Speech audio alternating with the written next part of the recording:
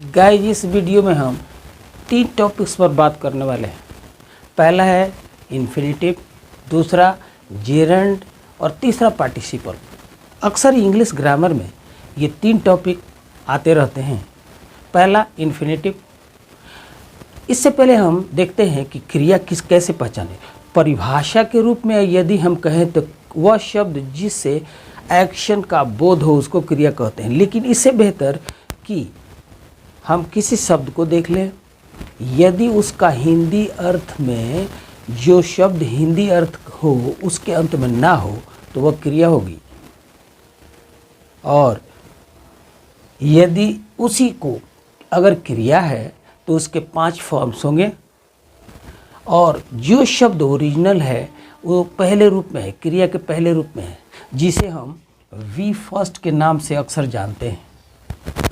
और सेंटेंस में क्रिया का ना अक्सर हटा रहता है और ना के बदले अन्य शब्द आते रहते हैं। और इस प्रकार हम देख लेते हैं कि कौन सा फॉर्म किस सेंटेंस में यूज हुआ है। उस आधार पर हम टेंस डिसाइड करते हैं कि सेंटेंस का टेंस है क्या।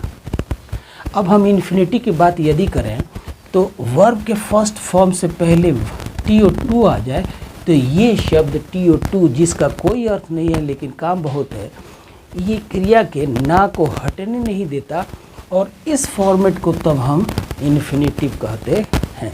जैसे यदि कहा जाए कि टू गो, तो इसका किसी भी सेंटेंस में अगर ये शब्द आ गया तो ना नहीं हटेगा, मतलब टू गो का अर्थ जाना ही होगा। उसी तरह से टू रीड का अर्थ पढ़ना ही होगा, एंड सो ऑन। तो हम समझ गए कि इन्फिनेटिव है क्या। क्रिया के पहले रूप से पहले यदि TO2 आता है और वह टू किसी भी वर्ड का प्रीपोजिशन न हो, तब उस स्थिति में ये शब्द मतलब TO2 प्लस V1 इन्फिनेटिव है। और अगला टर्म है जेरंड। तो जेरंड और पार्टिसिपल का रूप लगभग एक ही है। अब यदि हमें पहचान करना है तो जैसे हम कहेंगे कि फर्स्ट वर्ब के फर्स्ट फॉर्म में यदि ING लगा दिया जाए, आइए हम ING लगा देते हैं। तो हम उदाहरण के लिए शब्द लेते हैं गो, और इसमें ING लगा दिया तो शब्द हो गया गोइंग।